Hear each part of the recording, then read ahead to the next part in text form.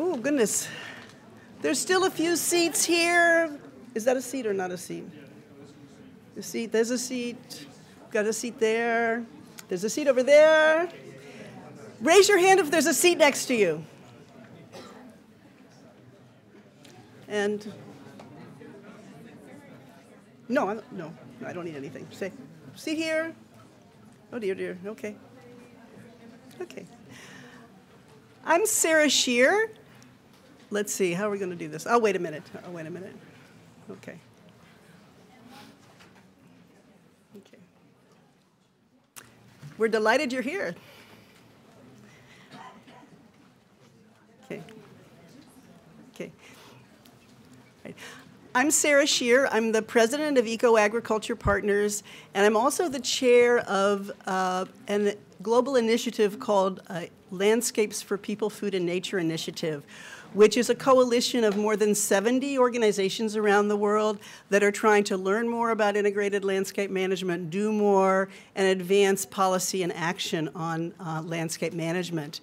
And as I'm sure many of you in the room well know, one of the biggest challenges for integrated landscape management is how to finance for it. Because most of our financial institutions, most of our financing mechanisms, our financing screening criteria, et cetera, were really put together in an era where most financing was provided on a sector-by-sector level and not for integrated types of activities. So the Landscapes for People, Food, and Nature Initiative has been working since 2011, trying to explore different activities related to finance, learn a little more. There's surprisingly much more than we had thought we would find, but there are also many challenges. We produced a series of reports in, Seth, was it 2014, which was sort of the results of a scoping of this. There was further work done this year in the Global Landscape Forum meeting specifically on investment in London.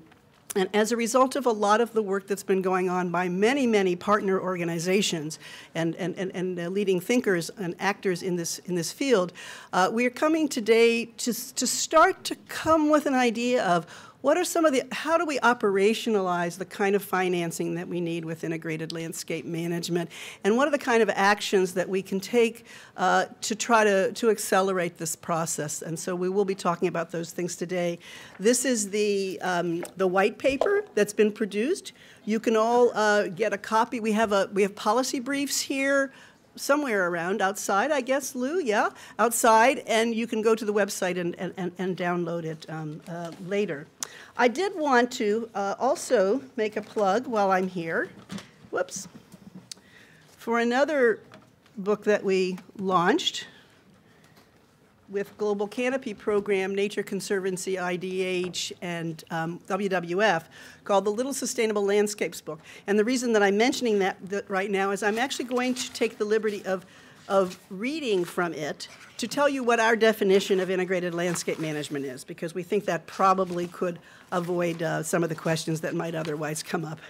What page is it in? Here it is, okay? It's a bit long, but we all spent a lot of time trying to figure out what we could actually agree on. So this is where we are, not the last word, I'm sure. It's a way of managing the landscape that involves collaboration among multiple stakeholders with the purpose of achieving sustainable landscapes. The governance structure, size, and scope, and the number and type of stakeholders involved, including private sector, civil society, and government, can vary. The level of cooperation also varies, from information sharing and consultation to much more formal models with shared decision-making and joint implementation. So it covers a wide range of kinds of integrated landscape management that all obviously have different kinds of financial requirements, but we think some of the insights about this that are coming from this work will be helpful to all.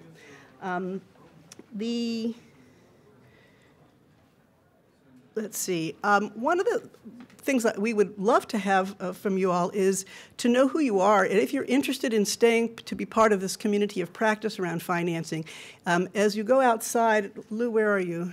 Yeah, Lou. We can either put a sign up and ask people to just put your email addresses, and we can get you into the listserv, or if you could just drop your card out there, we'll engage with you. Why don't you do that? Would you mind doing that, Lou? Okay, we'll pass that around. Thank you very much. We'll appreciate that. We are one of the organizations that has been most responsible for leadership on this issue of financing landscape initiatives is the United Nations Environment Program. And I'd like to invite, before we start, Miriam Fuller from UNEP to say a few words about really why UNEP has been investing so focused way on this. Thank you, Sara. And let me first say that I'm very pleased to be here on behalf of UNEP. I have been working with UNEP for the last 8 years, but the last 2 years in particular, I have been coordinating their efforts to contribute to the development of the Sustainable Development Goals. And I guess what I'd like to do right now in just a few minutes is to intertwine for you integrated landscapes, the SDGs, and finance, because I think we have a global and a golden opportunity right now to do something about it. Why do I say that? There are two particular things I'd like you to focus on when you look at the SDGs. One is the fact that it calls for cross-sectoral and cross-stakeholder interventions and cooperations. And we heard a little bit about that in the plenary. It was really nice to see how the landscape approach is bringing us closer and closer to this understanding. Now, the SDGs have indeed adopted that. Yes, we have 17 goals. It appears as if they're all in their little silos, but no, if you look at if you look at the preamble, if you look at the intention is that these are indivisible. They are not each goal being done on its own in its own silo. They are not to be disassembled. They are to be achieved in one go at the same time for all peoples. And please keep that message with you because it's a very easy one to lose. The second one, of course, is that it's the balancing of the economic, the social, environmental, and thankfully the governance issues that is going to help us where we're going. Why? Because it's only through that that we can actually address the drivers of change that we want to address and therefore have irreversible change. So the second thing is, the second aspect of the whole SDGs, which I want you to focus on, is this issue of information management and where and what do we do with that information. The SDGs have very, very nicely adopted the whole notion of disaggregation. This might appear so, I don't know, academic to you, but it isn't. In the past, we only monitored 2 or 3 things: gender, age, income. That's it. That's all we monitored. However, now with the SDGs, we are being asked to monitor at least 10, 15 different things, and among them, the geographical and location of peoples. Now, that in itself, that one little gain that we had in the SDGs, opens the door for us to bring the landscape approach in, and I really want you to think about it that way.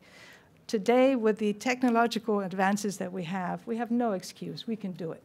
We can actually find all the spatially disaggregated data that we want. We can find geospatial information. We can integrate it into statistics. We can integrate it into population data, whatever. We have the ability to do it. And not only do I say, when I say we, I don't mean a small elite that works on these things. In fact, every stakeholder can have access to this type of information today and can contribute it to that. So information, SDGs, a whole array of 17 goals that we need to be working on. What does that all mean to you and to me? I think it means complexity. For once, we are now able to embrace complexity. It's great. For up to now, we've been shying away from it, but we can now actually embrace it. So where does finance come in? Well, the SDGs also said, well, yes, ODA, Overseas Development Assistance, is important. It's a very important lever. We need to have it there. But they recognize that 3 other sources of financing are just as important. And I'm so glad that in today's opening ceremony, all 3 of these sources were talked about. I hope you were all there because it was quite impressive.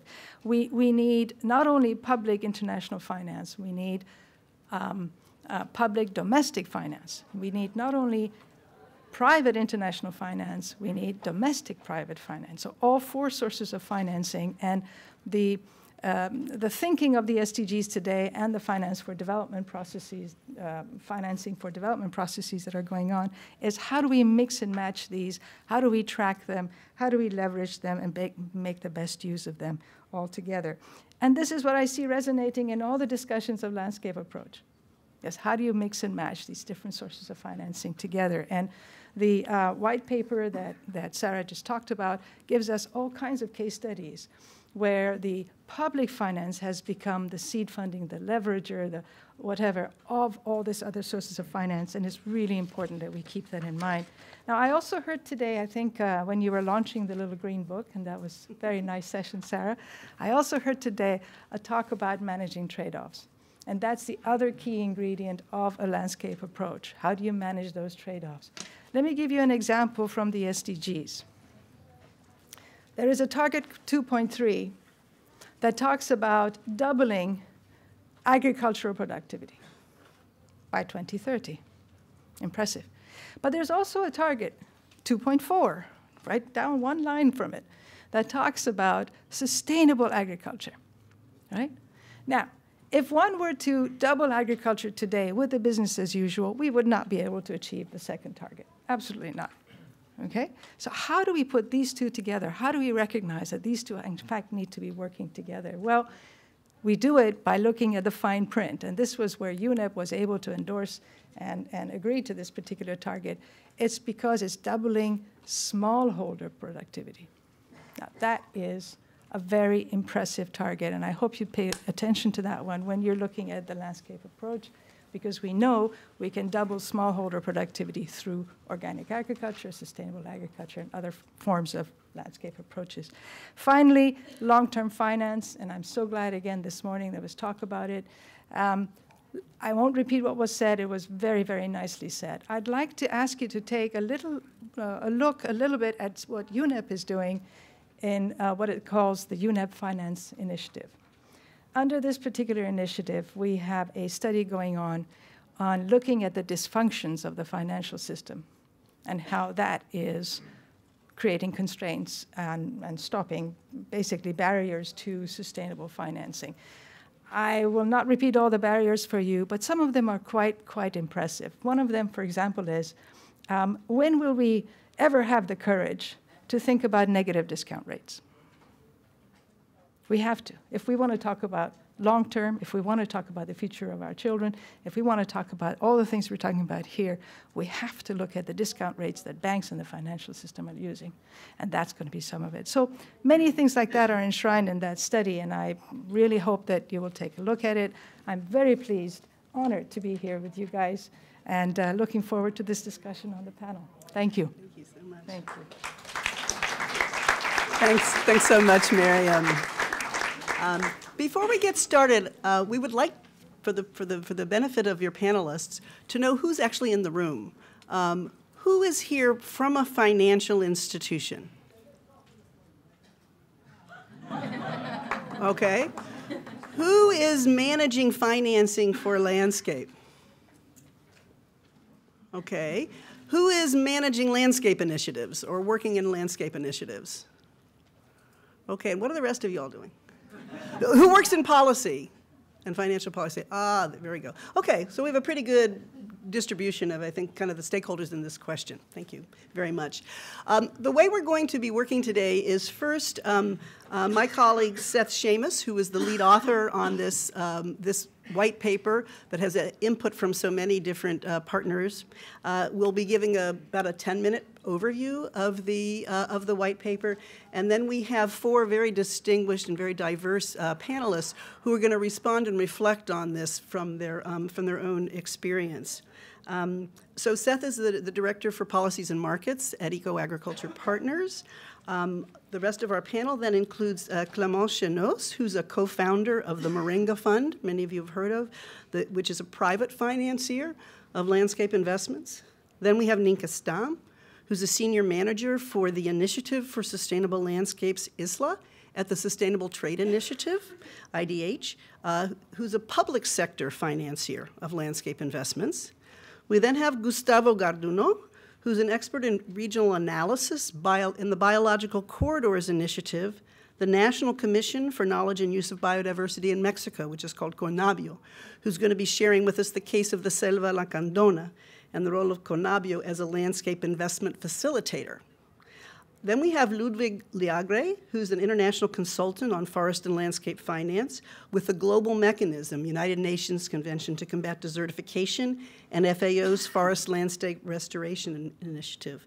And he's going to be talking about links to the finance for forest landscape restoration. And after that, we will have some questions and answers, and also we'd just love to get your all's perspectives on what you've heard, and also your suggestions on action steps moving forward. Okay, so from there, let me ask Seth to...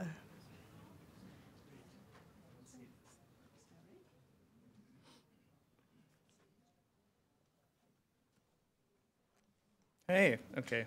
I'm always pleasantly surprised when the technology works. Okay. Okay, so hello. Thank you very much, Sara and Miriam.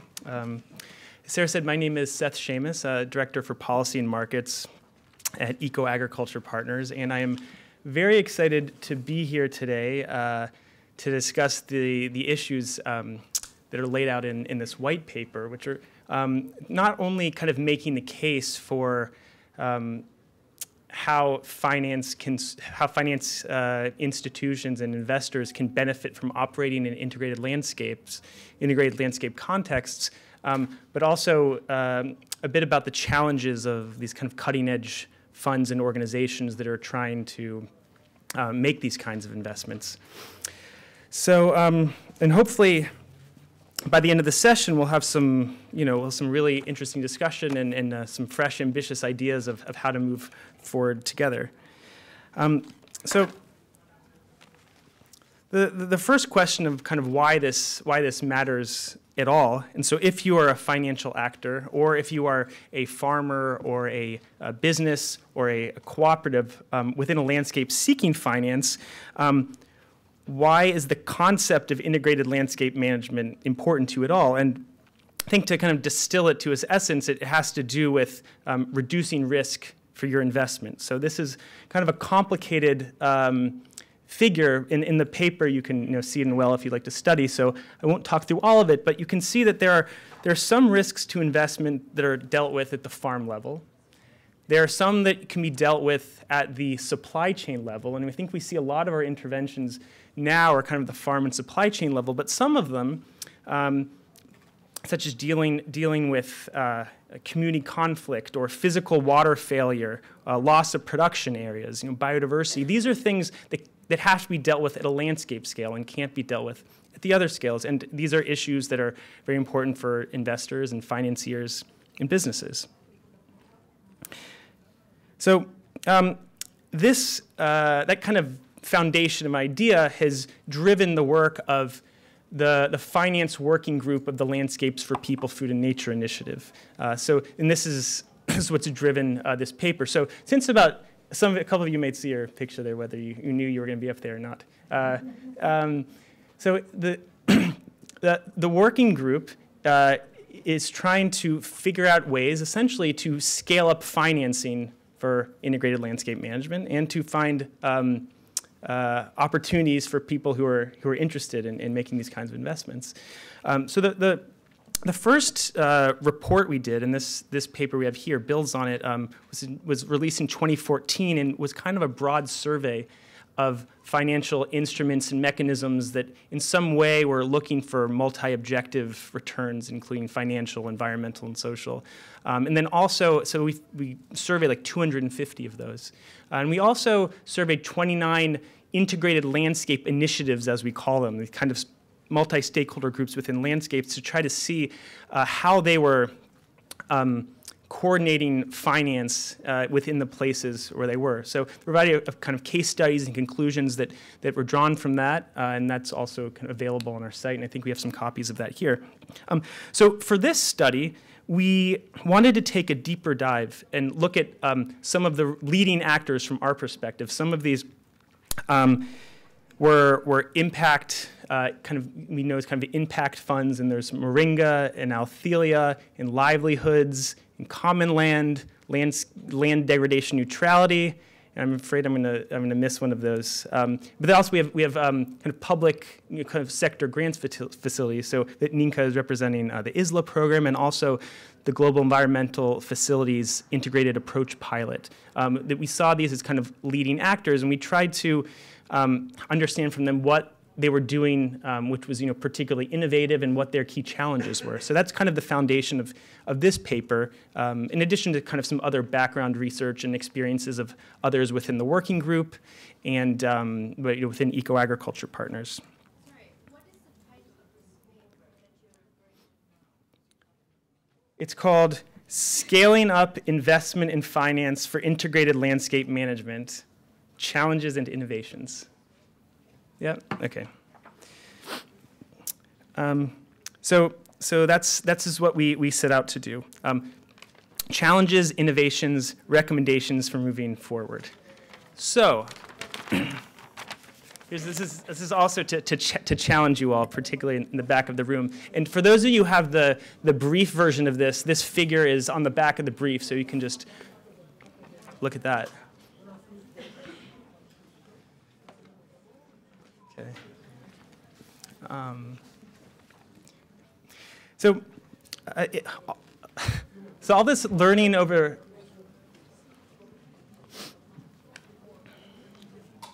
so all this kind of learning experience over the past few years led us to come up with a kind of an illustration of what this means, this financing for integrated investment. So what does that actually mean? Who are the actors involved? And what would it look like if you actually tried to draw it? So this is what we came up with.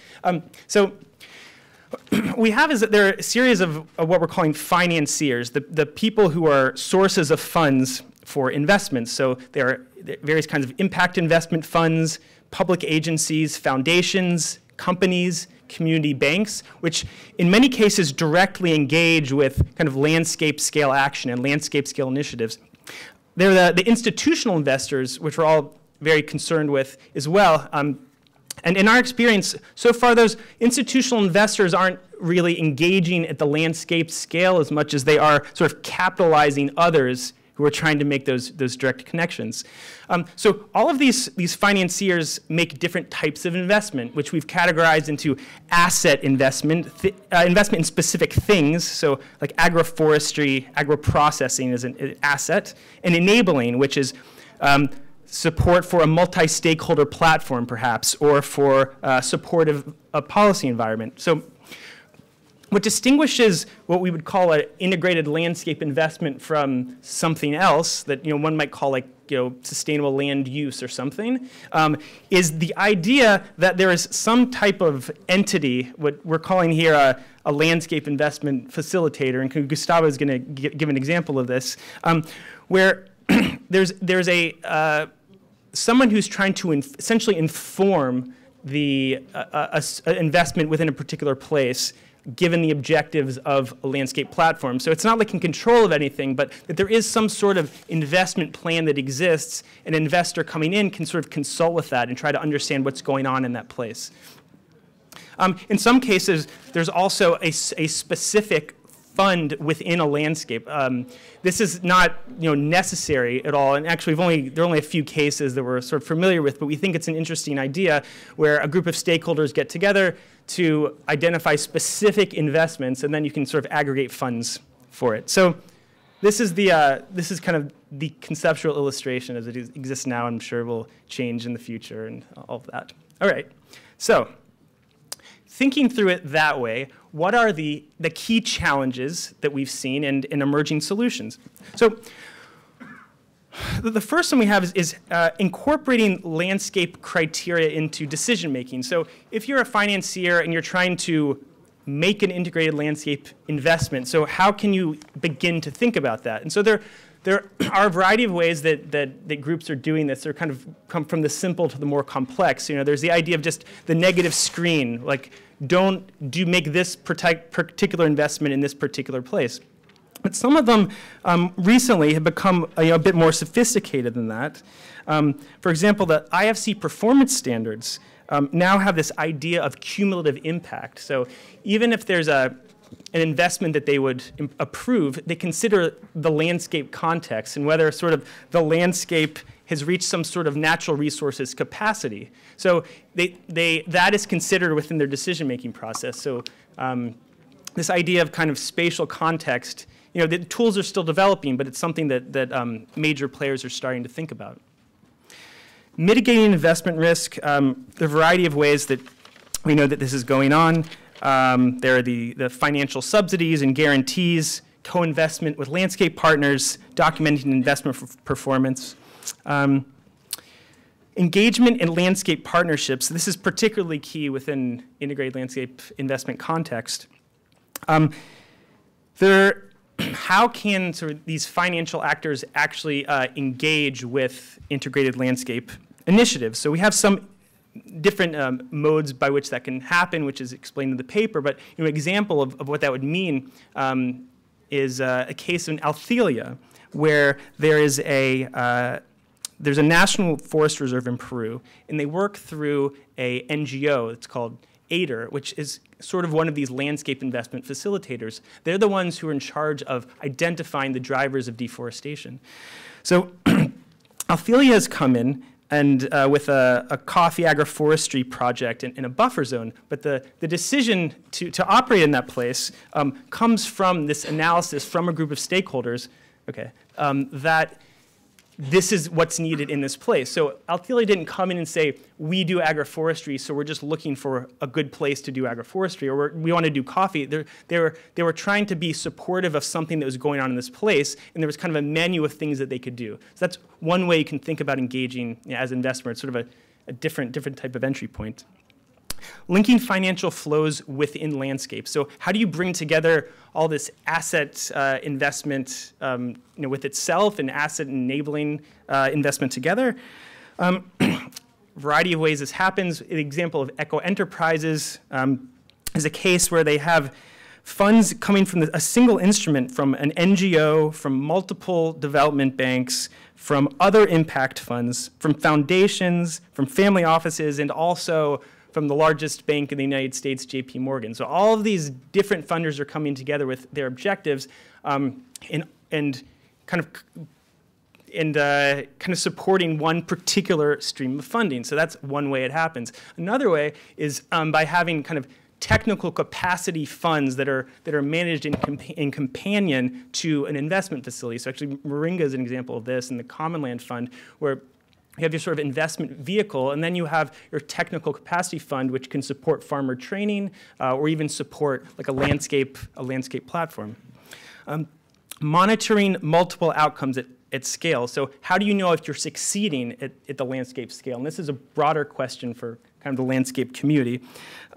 This thing keeps falling off. Anyway, so how can you find inexpensive, cheap, easy ways to know that you are having these multiple benefits?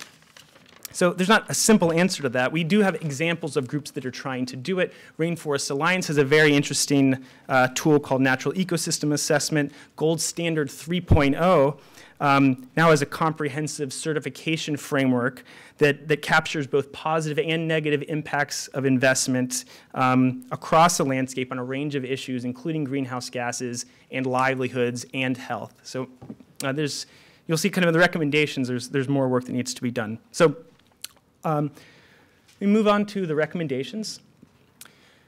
The first one we have is about these standards for monitoring and measurement. How can we develop sort of proxy indicators where you can cheaply measure 1, 2, 3 things and understand everything that's going on in the landscape? This is kind of a major challenge in our field. Landscape investment incubators. We hear from funds a lot that there aren't enough bankable deals to do this kind of thing.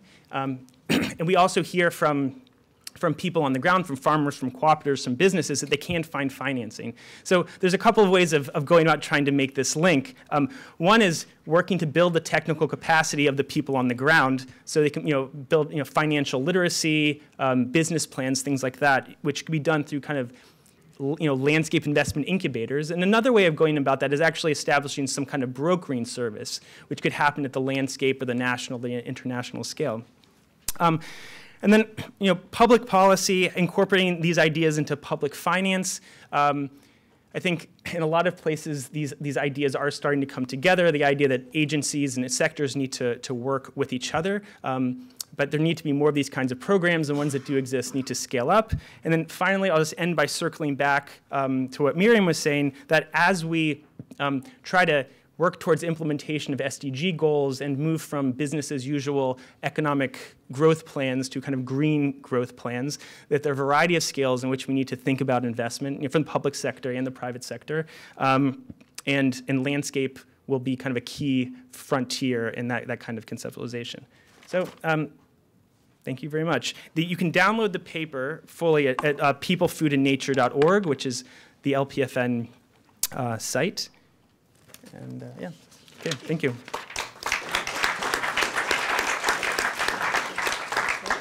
I'd like to invite Clément up then, please, to talk about your perspective.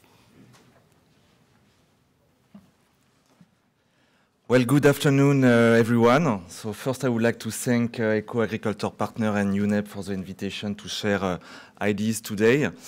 So Moringa is one of these of the few private players investing. No, I don't have presentation. We'll just talk. Is one of the few private players investing in landscape today.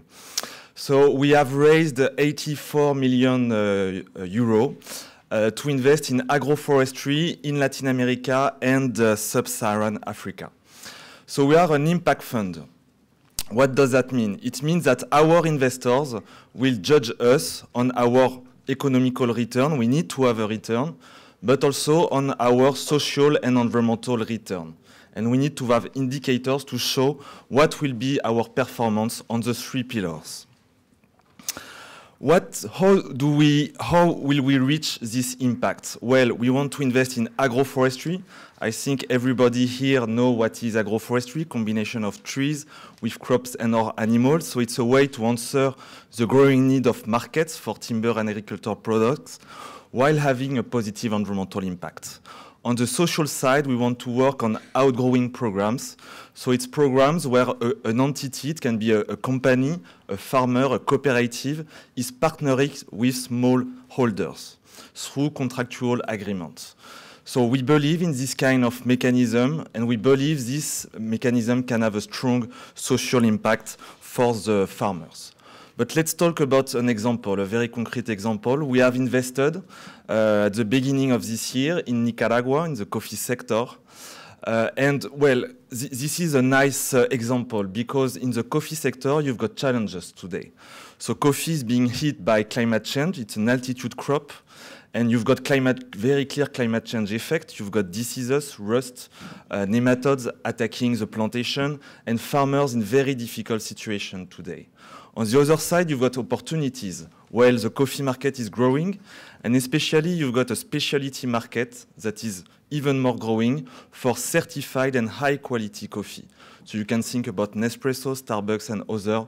They want high-quality coffee, but also sustainable coffee. And on this particular market, you can get better prices. So we have invested in a very nice agroforestry farm in Nicaragua. We have invested in a farm, agroforestry, that is growing coffee under shade of 10 different tree species, such as mahogany and cedar. And we are renovating degraded coffee farms of farmers around this main farm. And we will renovate 1,700 hectares, and this year we have renovated almost 500 hectares of degraded coffee farm with these agroforestry systems. So this type of project can have a strong environmental and social impact, but also we are creating a cluster of coffee, a kind of grand cru of coffee, and we are already discussing with big coffee companies to get better prices for these projects. So that's how we could have an economical return for our investors, but also a strong economical return for the farmers with whom we work.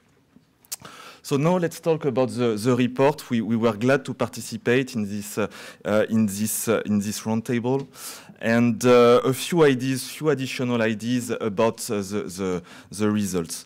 The first thing is, for example, in Nicaragua, we will renovate 1,700 hectares. So it's big, but it's also very small. If you consider this territory, we are talking about 150,000 hectares that need to be renovated. So we need to scale up. We need to attract other investors to invest in these territories. So a few ideas about that, and especially from a private sector point of view. I think we are a few funds, Alcilia, Livelihoods, Moringa, that have been able to raise funds, so almost $100 million each, so which is small, which is big and also very small. Why? I think we all had difficulties to explain to the investor, to convince them to invest in landscape and in agroforestry. Why? Because they said there is no track record. They say, what is the track record of investment, not of projects? But investors, they like to have an history of investments. And that's a first very strong point I would like to make. We need to build that track record and communicate on it if we want to reach new investors and other investors to come into this arena. The second point I want to extend is to build bankable and sustainable projects. I mean, it was widely discussed. Ourselves, we have developed a technical assistance facility, thanks to the French Global Environmental Facility here present. So it's participating, but we need more. We need more support to build these bankable and sustainable projects. Third point is about the monitoring of environmental and social impact. What is happening today is that each fund is developing its own set of indicators with its own methodology, because there are no common methodologies and indicators shared by everyone. This might create confusion in the head of the investor. They like to compare, they like to see the results, to compare the different funds. So definitely I agree and support this idea of developing these tools and methodologies. Last point is about the partnership. In Nicaragua, it's a partnership with a farmer, with the smallholders, with the Nicaraguayan government, with NGOs, with Sara, the research center, and we think that it's a key success factor, but it's not that easy. Especially all these players, I mean, they want to work together, and I think the Global Landscape Forum is showing that, but they don't have the same agenda and the same vision. And this is a challenge, and I think we need to make converge these ideas and the objective of everyone if we want to succeed. So that's all for now. Thank you very much. Thanks very much, Clément. Let me then invite Ninka to come up next, I think.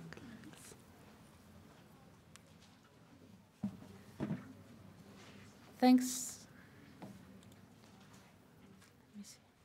It works.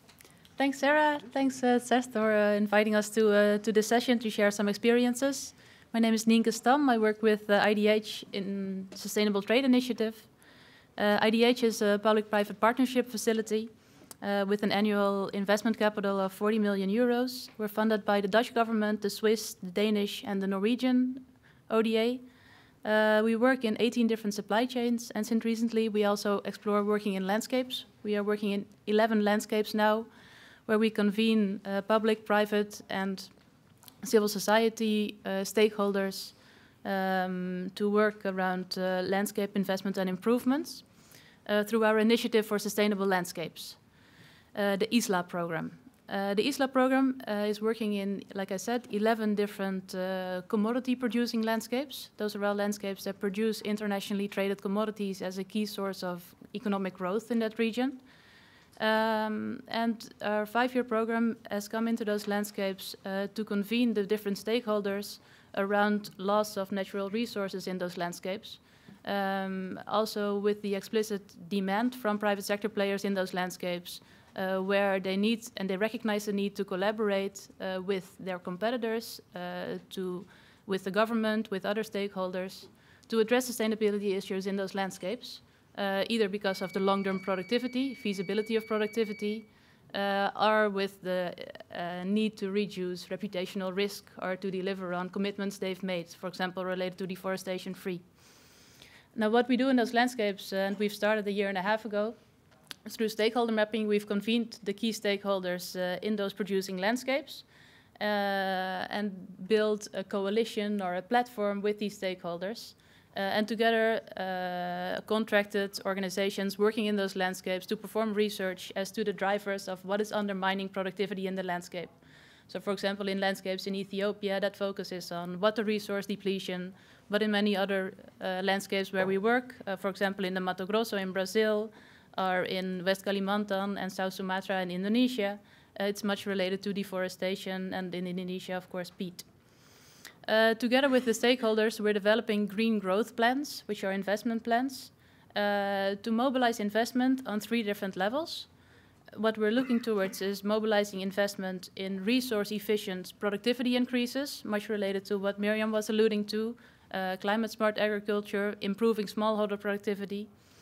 The second cluster we're raising investments into is protection and restoration, so improving protection of natural resources and restoration, replanting of riparian zones, these type of activities. And third, and I think that is also very important, what we are working towards and what we aim to achieve is improved governance of natural resources in those landscapes. So with these multi-stakeholder coalitions, we hope and we will support them maturing into a governance mechanism that moving forward will continue to monitor impacts and raise more investments. And I think that that is important. That is also, I think, what Miriam highlighted during her presentation. While investing, governance of natural resources will become increasingly important because even if it's making smallholder productivity more efficient, people always aspire more. And once investments produce higher yields, there will be a need for additional investment and growing agricultural productivity. So governments will be needed in place to keep protecting natural resources nevertheless and always, I would almost say. So the rationale in our program is related to convening the stakeholders in the landscape because, of course, the involvement of the land users is crucial to achieve landscape conservation and restoration targets. The stakeholders need to be on board. In the landscapes where we work, and I wanted to share some emerging lessons and insights, like I said, in most landscapes we've worked for the past year, there is willingness and interest from the stakeholders because they see a lack of governance to move from this sort of command and control agenda to a more positive business opportunity-driven agenda of collaboration and recognizing joint values. In the landscapes, for example, in Mato Grosso in Brazil, we've done research into the business case on how combining production and protection in a landscape can smartly be combined. For example, for the state of Mato Grosso, together with partners, an assessment was made on the area of productive land that can be freed up for companies to deliver on their restoration commitments under the Forest Code by intensifying cattle farming. So with an investment in cattle farming intensification, I only have 1 minute left, now I'm going to speed up. Land will be freed up, more land will be available, and there will be less pressure on forest resources. So we're really looking into a mix of policy, finance, and market incentives to catalyze these type of transformations. That's an example from the Mato Grosso. In the Thai forest in Côte d'Ivoire, replanting of buffer zones and investment into smallholders is being looked into together with partners like Altelia and Moringa. And you see other financial sector partners we aim to collaborate with and do the needed sort of technical assistance and groundwork for so that their investments can come in. I have a number of few challenges and emerging lessons that I'll briefly touch upon before rounding off. What we see now is that building these coalitions in the landscapes is a powerful tool to align and also leverage on existing resources. I think that was also a point that was highlighted by Miriam. There's a lot of financial flows within landscapes. There's a lot of financial flows domestically. And if these can be better aligned, a lot can happen already without external investors needing to come in. For this production protection investment cases, different types of finance are needed. So both grant financing and ODA, maybe tax reforms and external investments. The business case for resource efficiency. I think in many of our landscapes we see a strong business case for resource efficiency, but it doesn't happen automatically because investors and businesses have more comfort sticking to business as usual. So even if there is a business case, it may still need dedicated funds, a de-risking facility, and also dedicated individuals within organizations to make things happen. And maybe finally, it is good to realize that creating this enabling structure, it takes time, and developing the pipelines for these type of investment funds also takes time. I think we're realizing that most investments will only be likely to take place after maybe 3 years of our program, but we're looking to speed things up. So if you need more information or you have ideas on how we can better collaborate, these are our contact details. And with that, I would like to round off. Thank you very much. Thank you, Ninka. I also wanted to mention that she's one of the co-authors of the Little Sustainable Landscapes book. Let me now invite Gustavo to come up and tell us a bit from the perspective of what's been happening in Mexico.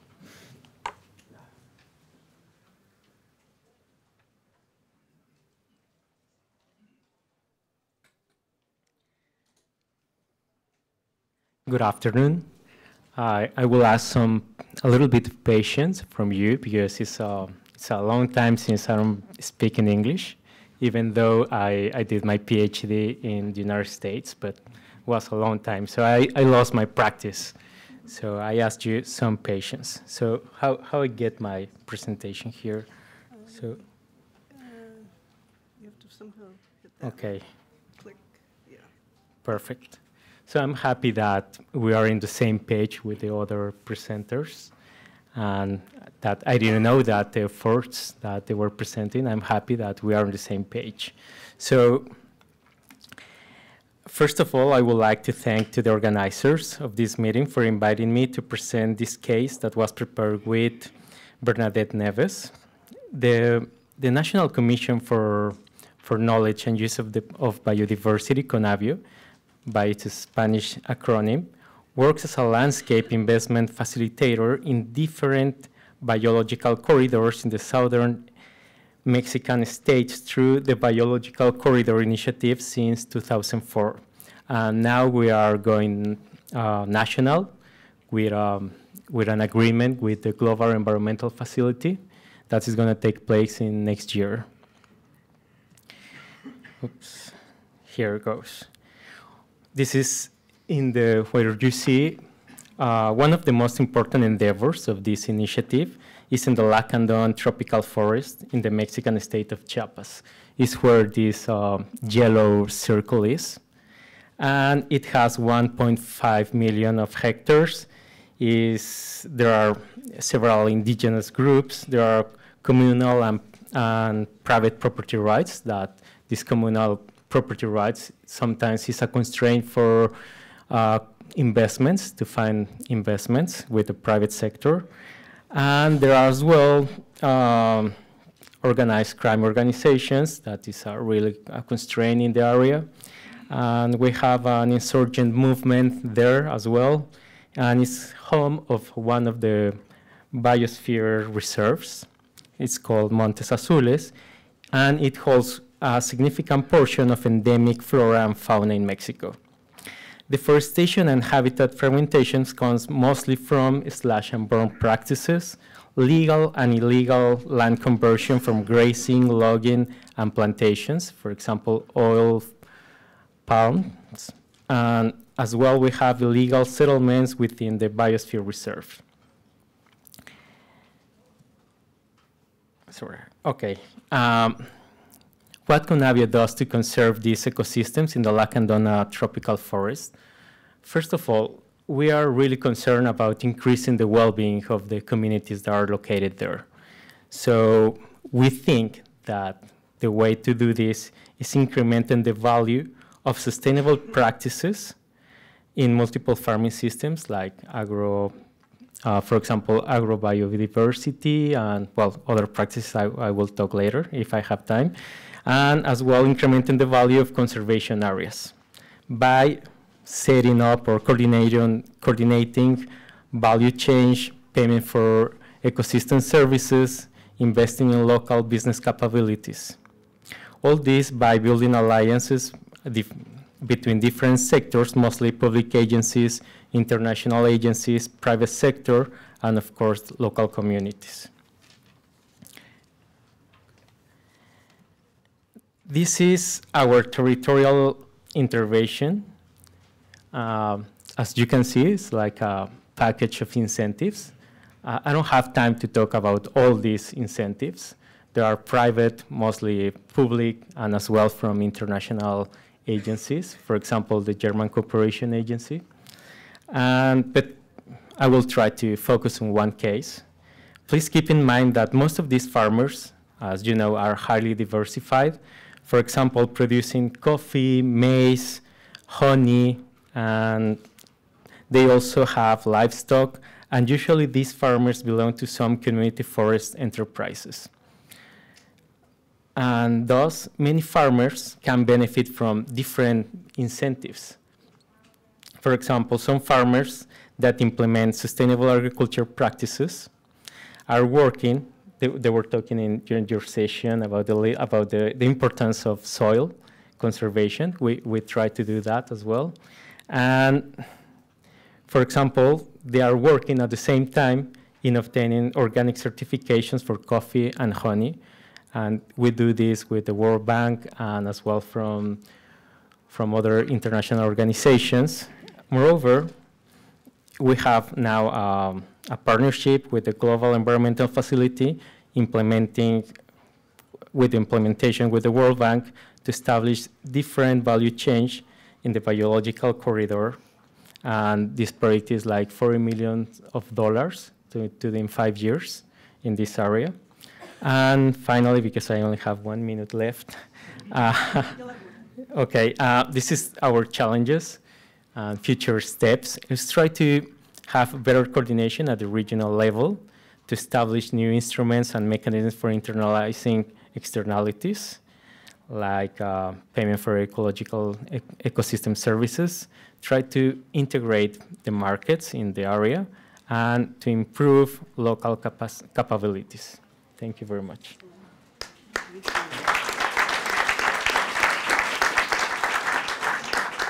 Thanks so much, and your English was excellent and far better than my French. So, okay. Please come in, Ludwig.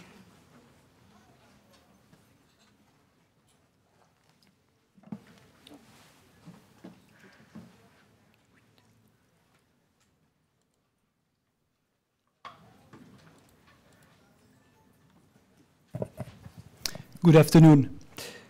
And well, I'm really happy to be here with you today on behalf of the global mechanism of the UNCCD and FAO FLR mechanism, Forest and Landscape Restoration Mechanism. We have a few colleagues here from the FLR mechanism, Christophe Bezassier, Douglas Maguire, that you can also consult after the presentation.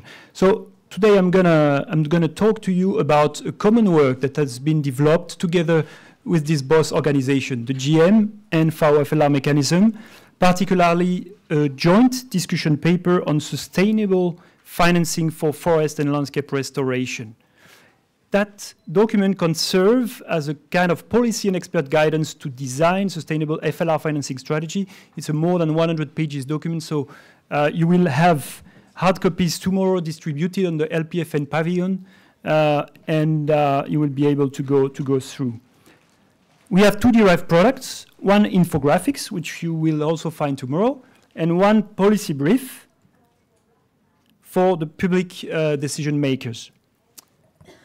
So first, what I'd like to point out is FLR has really significant costs. It's a significant budget that you need to raise. To achieve the bond challenge, for example, you need about 35 billion USD per year. For the target of the New York Declaration on Forests, it's about 50 billion USD per year. And if you want to achieve the SDG 15.3, so to restore these 2 billion hectares degraded land worldwide, you would go for more than 300 billion USD per year. So it's really, really high costs. But investing in FLR, of course, it's not lost money because there are lots of benefits, socioeconomic, environmental benefits. And if you look at it carefully, you will see some clear links and tangible contribution to all of the 17 SDGs. The TEEB initiative, the Economics of Ecosystem and Biodiversity, even went one step further and analyzed market values and non-market values of restoration in different biomes and ecosystems. They assessed the cost, the benefits, and internal rates of returns. What they found is really amazing. The internal rates of returns range from 7 to 79%, so it means all investment in FLR is highly valuable. Of course, this figures integrate the non-market values, so it makes them very, very, very high. The framework of analysis needs to be improved. We have to develop these different standards, valuation methodologies. We have to get a good cost-benefit analysis framework, also to get these performance standards that Clément was mentioning before. So we need to assess the direct, indirect costs and benefits. And to do that, there are already good partners that we could mobilize. For instance, the IPBES, WAVES partnership of the World Bank, the economics of land degradation, and many others that already have some capacities that we could mobilize. Having very clear in mind all these costs and benefits that FLR provides will be very critical to mobilize the diversity of donors and investors, because all of them, we have been discussing, they all have different priorities. Some look only for financial returns, some look for environmental and social returns in different proportions. So knowing who is able to carry for the costs and who is interested in purchasing what kind of services and benefits, that will help us a lot to target the good investors and donors for our FLR financing strategies. And what we assess is the predominance of the private sector in the future. We need to develop strong arguments to mobilize the private sector at a large scale to make FLR a success at scale. We've been discussing before of the importance of having institutions that are able to mobilize the different stakeholders together. We've been talking about coordination of financing mechanisms together with landscape stakeholders.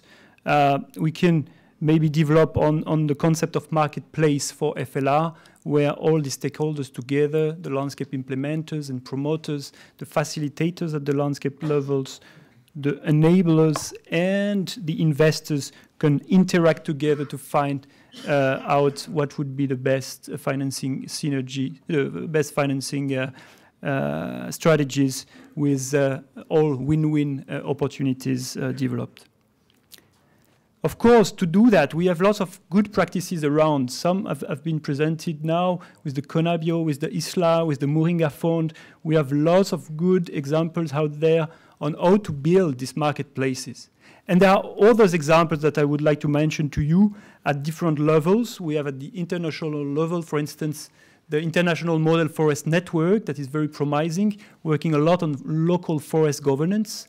The Stand for Trees initiative, a crowdfunding initiative at the global level that is purchasing, mobilizing funds from citizens towards forestry projects. We have at regional level some very promising initiatives also, for instance, with the Terra Africa partnership, which is mobilizing a set of donors and countries to work on mobilizing funds for arid areas, restoring land in arid areas. Same with the Great Green Wall for the Sahara and the Sahel initiative. That is also this kind of multi-stakeholder partnership, which is very promising today. At the national level, there are different forms. National forest funds are some of them. We have a publication from FAO that explains that we have about 100 national forest funds worldwide. And one of the good examples is, for instance, the FONERWA in Rwanda, which is this environmental and climate change fund at the national level that already invests in FLR. And at the local level, of course, you've got lots of examples like the Million Tree Challenge, which is a crowdfunding platform at the municipal level in the city of London in Canada. You've got these provincial Red Plus funds in Vietnam that are mobilizing international money and channeling it directly to the ground at the local level through this very decentralized financing mechanisms. So we have lots of examples, we have lots of ideas, lots of strong partners. So what we have to do now is to capitalize and to innovate. And I thank you for your attention.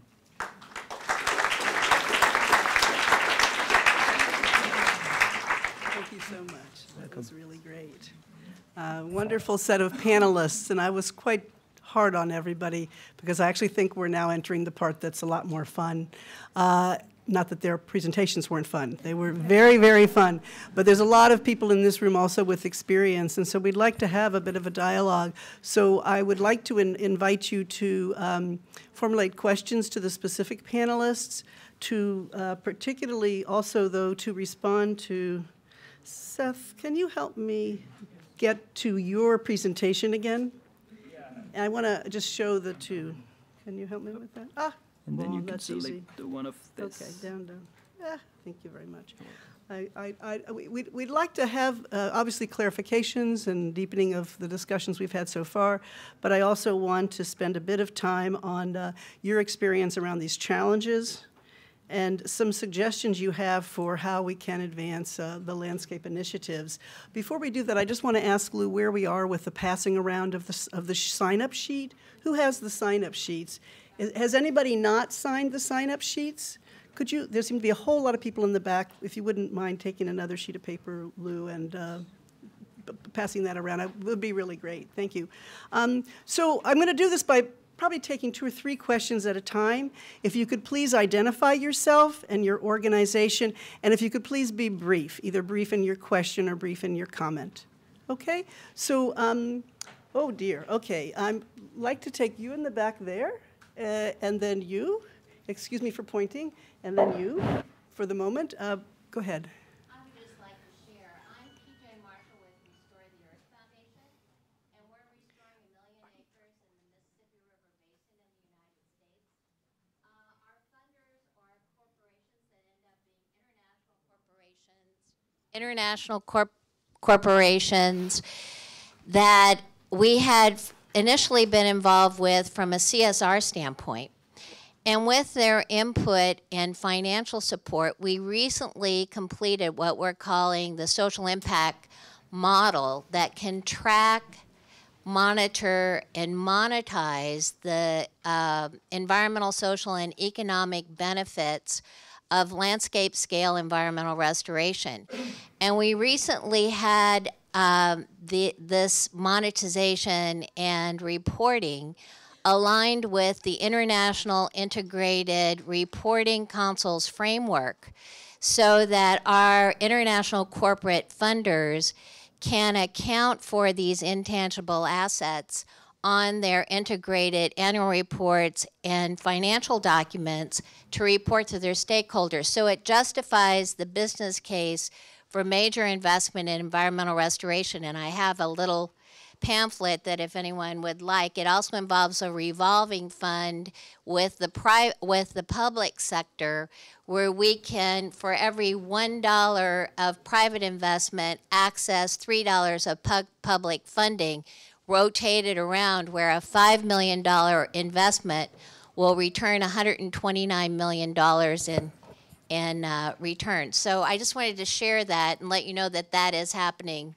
Thank you, and please actually send us that material as well. We can put it up on our website. Yes, sir. First. Yeah. Who has the mic over here? Okay. Yeah. Could you bring him a mic? Yeah. Thank you. I'm Pat Binns, Westbrook Associates, a little consulting firm of me in Seattle, Washington. I'm wondering with some of the speakers, one of the ways to really marshal some finances for sustainable landscape work will be really getting consumers to be aware of what really is sustainable practices and best practices and allow them to, at the marketplace shelf, click on a picture, click on a barcode, and see some evidence of where did that product get sourced and was it done sustainably. We've heard some really great examples of how this is done, but outside of these environments, how does a consumer know that this product has palm oil in it that was done terribly, or it's really great coffee that's grown off the Moringa process? I think there's a tremendous opportunity to create an objective clearinghouse for the consumers to be aware of what's really sustainable and not just commercially called sustainable. Thank you very much. And who was the third person over here? Who did I call on before? Oh, you. Yes, thank you. Hi, Spencer Meyer from Yale University in the United States. Thanks to all the panelists for really excellent clarifying presentations. I was interested in hearing a little more about the range of returns and hurdle rates for those of you that have worked with private investors. We heard some astonishing IRRs, but I'd love to hear a little more about the range of rates and also the length of the funds. Thank you. Thank you. Let's stop right there and see if we've got any brief comments from any of the panelists would like to speak to any of the three. So, several of them were comments, and we also have the specific questions about consumers and about rates of return. Anybody want to, Ninka? You want to use your mic there? Thanks. Yeah, I think the comment about consumers, of course, our experience comes from supply chain work and now is going deeper into these landscapes. Is an interesting point, what we're looking forward to, or what we see as sort of a trend emerging from this landscape work related to supply chains and private sectors, is a movement from certification of individual producing units to maybe certifying landscapes or supply sheds. Maybe what a possible trend we see emerge is that supply sheds could be verified through a certain mechanism, so that producers and also companies buying from those landscapes would know the state of natural resource governance in those landscapes. Of course, that requires quite a number of metrics, and also the size of a landscape that you can verify in such a mechanism is still subject to debate. But I think on the note of Miriam that we need to embrace complexity, that would be a leap forward.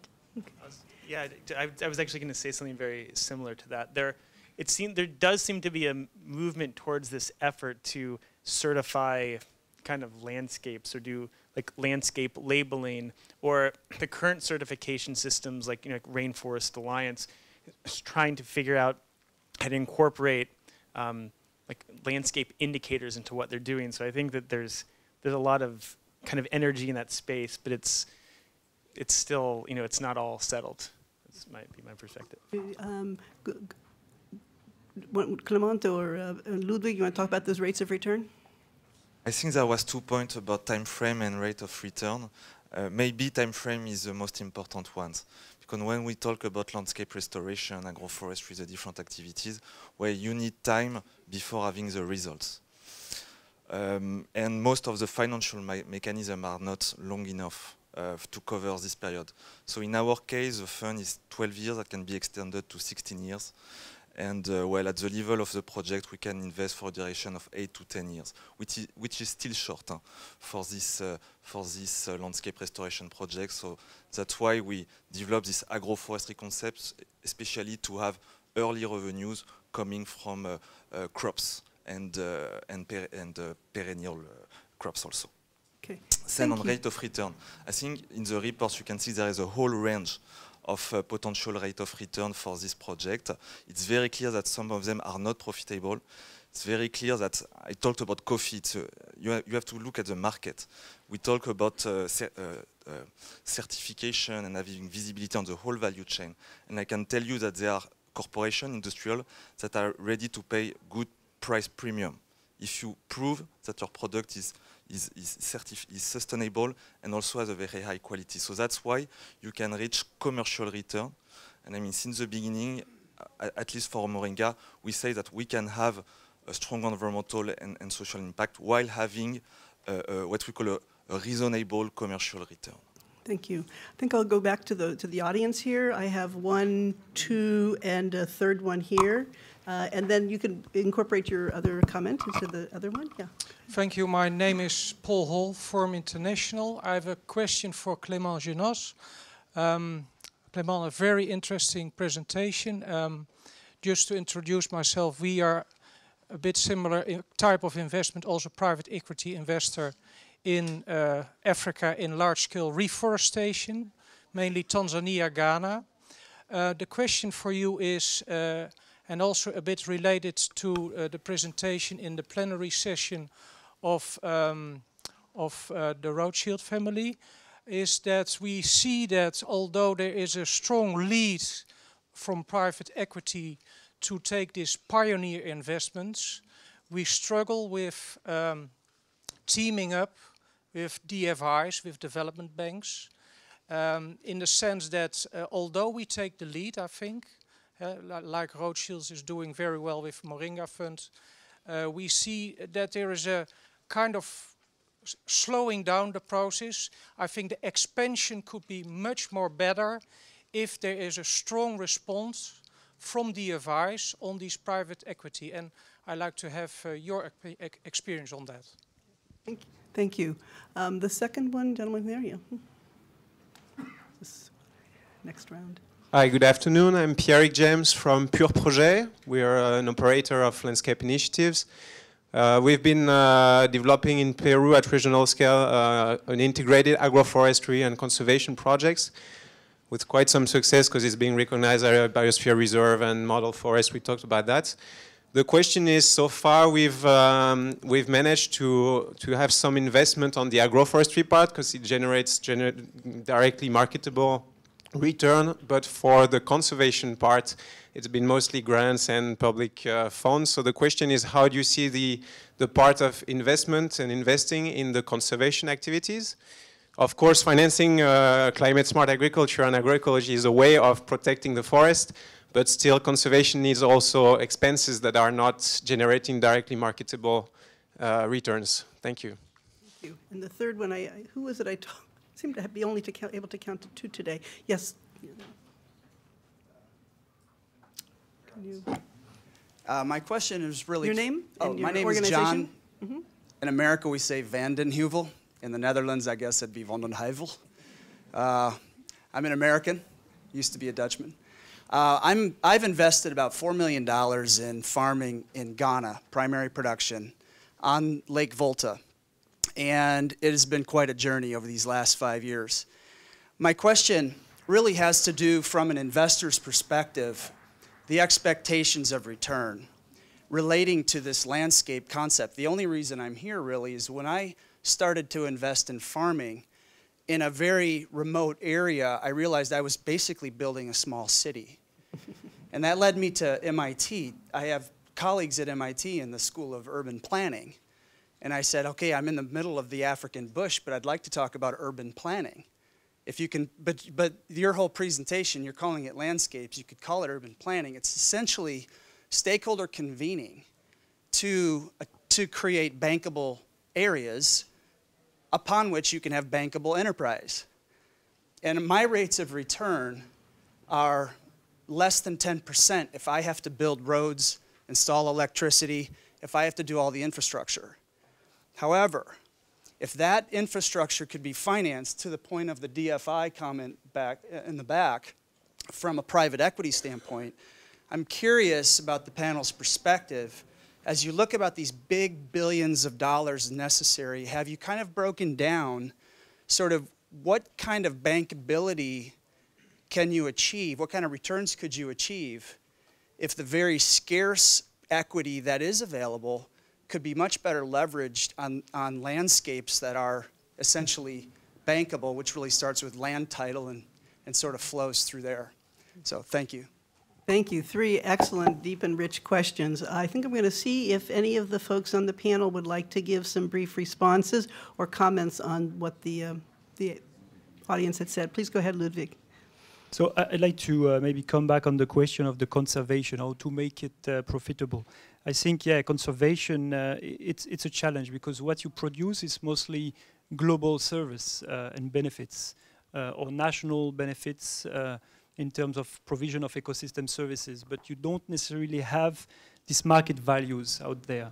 So to catch these non-market values, to make them marketable, you need to have your citizens convinced that this has a value, either at the national or international level. And once you have communicated enough that the perception of the people is ready, then you can maybe start with these types of payments for ecosystem services. You can also develop these ecotourism value chains, as, for instance, Costa Rica did very nicely with an overall global national policy to preserve the forest, to set up a fund to restore the forest that has then driven to mobilize all the tourism sector, the ecotouristic value chain. So very interesting example. Concerning the expectation of returns, what we have now, these steep values, they include both the market and the non-market values. So it's mixing a little bit both. And of course, the internal rates of returns that we have here, they must be considered much lower if you only integrate market values. Much more studies need to be done to also integrate all these costs, direct and indirect costs that you would have with FLR, of course. So what we sometimes see in terms of intended returns from different types of funds, of course, has to be refined and assessed with also this extra cost that you mentioned. What I'd like to point out is the need to view also FLR as a possibility to avoid the costs. If you don't invest in FLR, in comparison that if you invest, then you will have different kinds of costs and benefits. And many now companies relying on cocoa, on coffee, they need to invest if they don't want to lose their business because of climate change, because of drought, of pests, of degradation due to anthropogenic pressures. So I think also to see FLR or integrated landscape management as avoiding costs would make it a source of profitability. Any other person on the panel have a burning desire to comment on one of the comments? Miriam? Let Miriam say. Thanks. I just wanted to reflect a little bit on what you were saying about infrastructure and to point out that in the negotiations of the Sustainable Development Goals, there was this underlying current in all of those discussions, whether it was on agriculture or food or health or water or whatever, that said we need two essential ingredients to make this happen, whether it's, finance is obviously there, yes, but we need the sustainable infrastructure to be in place, and not just any old infrastructure. So there's a lot of talk about retrofitting old infrastructure, fixing it up, and we're seeing in the United States, for example, lots of money now being put into infrastructure, recognizing that fact. And second of all, the enabling environment, the policies, the government subsidies, the bad subsidies, the good subsidies, all of that has to come into picture. And that's why we have what's called Goal 17. So take a look at Goal 17 and see what you can do with that. Thank you. Seth, did you want to say something briefly? Briefly. It's also on the same question. I guess I would just refer you to experience of development corridors. There's, I guess there's mixed experience, but these ideas of kind of green growth corridors, of trying to target, development in places where there's also new infrastructure, which is supposed to be sustainable. There's an example of this in southern Tanzania called the Sagcot Green Growth Corridor. And I also then want to sort of just reiterate this comment about enabling environment or enabling investment too. This is an idea that comes out for us a lot. There seems to be sometimes the need for proper policy environment or the need for developing a management plan around an urban area, for example, is kind of an invisible cost that people just don't see that it's needed. But if you can meet those thresholds for planning and for stakeholder engagement and for policy context, then it's obviously a lot more attractive for investment, but sometimes that just isn't quite there, and people wonder why isn't there investment here. Thank you. Let's go back for another round. I have one person here, a second person there, and let's see, and a third person here. Okay. Thanks very much, Sarah. Andrew Wardell from C4. Many thanks to all the panelists. However, I was struck up until Miriam's most recent comment that I didn't hear anything about the role of perverse incentives.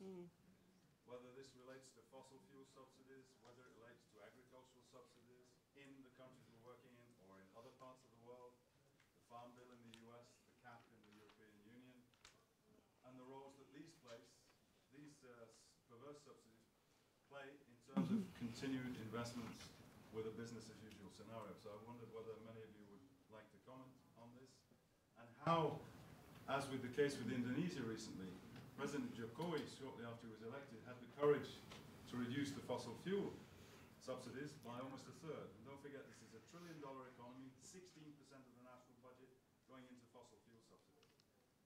But what has he replaced it with?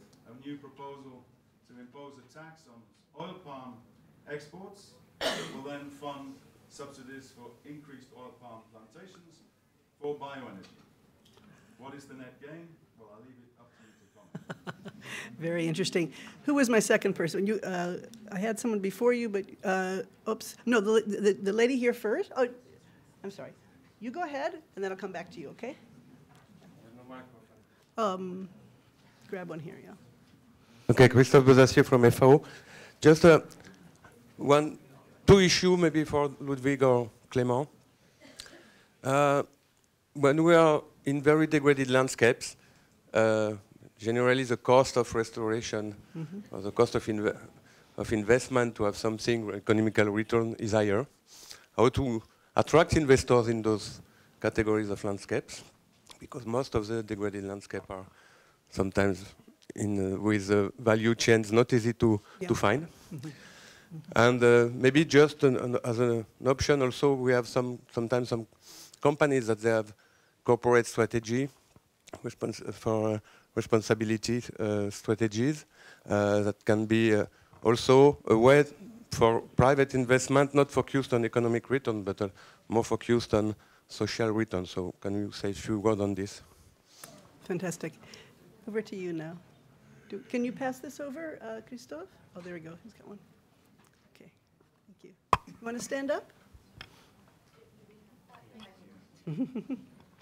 Thank you for the collaboration among the audience. Part of the Bangladesh delegation. I just have your name and organization. Naima. I'm with the delegates, the Bangladesh delegates. So I'm here to actually find out because there's a lot of funds and it's very interesting. But maybe if we can take a look at a little pause. People actually live in these areas and we don't yet have a framework. We're going ahead with a lot of projects and very interesting projects from the north to the south. At the same time, some things cannot yet be monetized. And we do need time to figure out, can conservation be monetized? You know, some things cannot have a capital attached. By itself, it has intrinsic value. And that's what drives this justice movement. So there are some indicators from the justice movement that could be interesting. Maybe not with capital, but other indicators that could flow into the fund and create new mechanisms. And there's also a whole language that I would challenge the funds to look at in the justice movement at the people's level. The reasons are you are dealing with real human beings, real plants, real trees, real they are real biological creatures. So they have value because they're alive just by its nature. So they have rights, we have rights, you have rights as investors. But some things, just taking that biological value and equating it with capital may not be the smartest business as usual move moving forward, because we are now heading towards what, maybe 6 degrees. How can we rethink this whole thing? So these are innovative things that funds like you, families that have been around for 400 years can really come up with and challenge, the Rothschilds, how to do it. You have the funds, maybe you can influence more initiatives in developing universities. How can we rethink this? Build capacities there. So I just have a comment, but how can you think about new indicators that don't just tie up capital with, biological life form? Thanks. Thanks very much. A really great question. I'm going to go back to you have birding super brief? Yeah. Okay. Right. Thank you. Your name? My name is Philipp Sahner. I'm from the University of Zurich and also part of the NGO Rhine Forest Fund. And the exciting news from our side is that we have a first private land donation for conservation in North Borneo. So that's 450 hectares of forest that we could protect that way.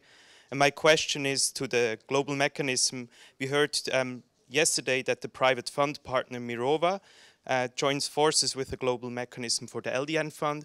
I wondered, is there any news or any prospect on the LDN fund that you can share with us? Thank you. Thank you. I'll bring it back now to the group here. I want you to start, and then Gustavo, I'd actually like you to make some comment because your initiative is particularly working with community-based organizations, and perhaps have something you can add to that. Okay. Sorry. I'll come back then to you, Clem. Clément, you start. Mm-hmm. So I will try to answer 2 different questions, and first was the question of Paul. I have not forgotten, and I highlighted that public and private partnership was a key success factor. And ourselves, we've got the chance, and we're very grateful to have different development finance institutions. They have followed us. We've got Proparco, FMO, FinFund, the African Development Bank, the Latin American Development Bank, the GEF, Government of Spain. alongside private investors. And this is the reason why we are here today. So we are very grateful to them. How have we built this trust? I think what I said during my presentation, you've got these public actors, you've got these private actors. They could share common objectives, but they don't have the same language. And Rothschild is one of the initiators of Moringa. The other one is the Office National des Forêts, it's a French Forestry Commission. It's a public entity. So the fact to have a public partner and a private partner working together was certainly an important factor for us to be able to attract this DFI.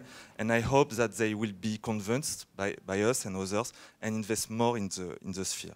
So now to come back to the different point about, and this is linked, this is really linked.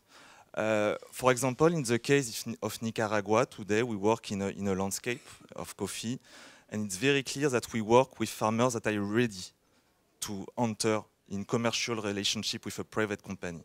So we need this farmer to understand the deal we are proposing to them, we need them to support, and outside these perimeters, there are smaller farmers, farmers without land title, farmers that don't have the capacities today to enter, to benefit from the project. So what do we do?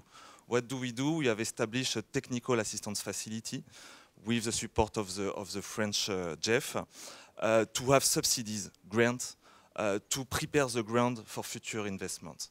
So I will end with the point of Christophe, is that it's very clear that today the few investments available from the private sector might go in the situations that are not the most difficult, but if you want us to go in the situation where we can have more impact, the most degraded landscape, that's where I would welcome FAO, World Bank and others to work together on specific landscape and concentrate our efforts. Thank you. Just to let you all know, we started 5 minutes late. We'll stay an extra 5 minutes, let a chance to have some of these responses, and then I think we'll have to wrap up. But so there won't be more questions, but please, we will find some ways to continue this dialogue through the LPFN platform.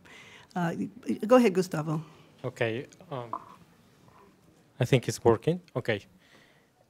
I would like to better to ask you to the audience, how about financing by social responsibility to the banks or to the enterprises? How about, because sometimes in my experience, it's very difficult to get like an economical return from these investments.